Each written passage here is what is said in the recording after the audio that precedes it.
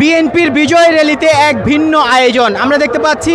গরুর গাড়ি এবং গরুর গাড়ির ভেতর ধানের শীষ, কলা গাছ এবং কৃষকের হাতে ধানের শীষ, এভাবেই একদল এসেছেন বিএনপির বিজয় র্যালিতে নয়াপল্টনে। আমরা একটু তাদের সঙ্গে কথা বলবো, জানার চেষ্টা করবো তারা কোথা থেকে এসেছেন এবং এই আয়োজনটি তারা কীভাবে উদ্যোগ নিয়েছেন বলবো। জি, কোন জায়গা থেকে এসেছেন আপনারা? মাওনা শ্রীপুর। আচ্ছা আচ্ছা, কয়জন এসেছেন আপনারা? 3 জন।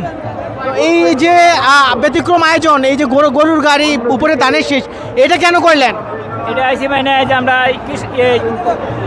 যায় মানে কৃষক যায় লিগা, আর খালেদা যে ভালোবাসি, যে ভালোবাসি লিগা।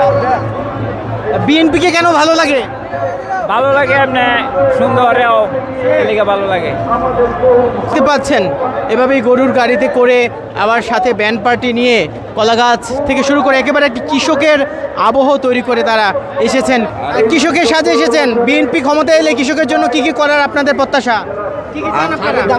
আমরা সারের দাম কমাই দিতে হইব, বীজের দাম কমাই দিতে হইব, তেলের দাম কমাই দিতে হইব, কৃষকের চলাফেরা খেতে পারি সেই জন্য। কৃষক হিসেবে কি চান বিএনপি ক্ষমতায় আসলে?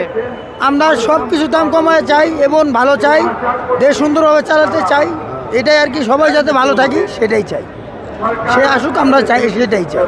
এই যে আজকে এরকম একটি ভিন্ন আয়োজন আপনি করেছেন, এটা কি আপনার নেতৃত্ব হয়েছে? ঠিক এটা কেমন সাড়া পাচ্ছেন এবং এটা কিভাবে আসলো? মনের আনন্দে আমরা এই আজকের এই গতকাল 5 তারিখের সময় ফ্যাসিস্ট সরকার আমাদের দেশে যে এই ফ্যাসিস্ট সরকার যে এটা ভর করেছিল এই শয়তান রূপে, সেই শয়তান, সেই দুষ্ট প্রকৃতির মহিলা আমাদের দেশ থেকে চলে গেছে। আমরা তাই আনন্দে আজকের এই আয়োজনের ব্যবস্থা করেছি।